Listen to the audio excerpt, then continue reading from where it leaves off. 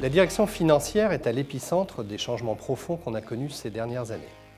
De ce fait, pour jouer le rôle clé qu'on attend d'elle dans le renforcement du bilan, dans l'optimisation des ressources, dans la génération de cash et de capacité, elle est confrontée à 4 enjeux principaux. Le premier d'entre eux, l'excellence opérationnelle sur les activités core. Deuxième enjeu, l'évolution dans un environnement complexe.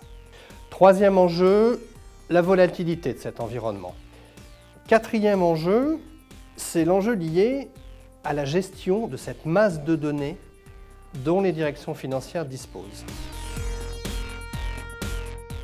Le premier levier d'innovation et de transformation pour une direction financière a trait au modèle d'organisation.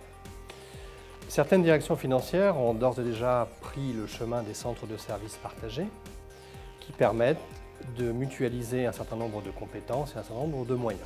Mais il faut désormais aller au-delà et se lancer dans tout type de modèles d'organisation qui permettent la standardisation, l'harmonisation des données et des processus.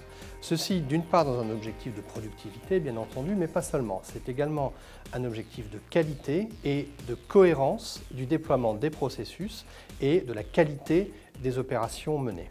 Le second levier d'innovation est de nature technologique. Les entreprises disposent aujourd'hui de beaucoup de données issues des systèmes d'information, les ERP. Face à cette masse de données, il faut maintenant être capable de les traduire dans des indicateurs. Dernier degré de sophistication qu'on commence à avoir dans certaines entreprises, des systèmes totalement prédictifs qui permettent à la direction financière d'avoir une vision sur le futur et de donner les éléments permettant d'atteindre les objectifs stratégiques de la direction générale.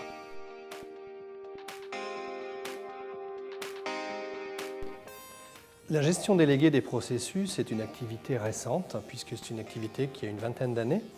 Accenture ayant en l'occurrence signé le premier contrat d'externalisation dans le domaine comptable en 1991.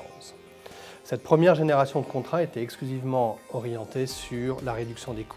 Vient ensuite la seconde génération, dans les années 90, qui met en œuvre l'offshore, la délocalisation des activités, dans un souci de bénéfices associés au coût du travail.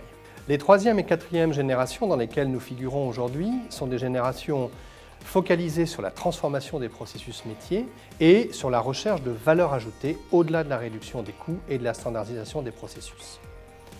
La cinquième génération est encore plus ambitieuse que cela. Elle s'appuie sur les nouveaux outils analytiques, sur la digitalisation, sur le cloud pour pouvoir permettre d'offrir à nos clients des services de BPO as a service et qui soient encore plus flexibles, leur permettant d'être mis en œuvre beaucoup plus rapidement.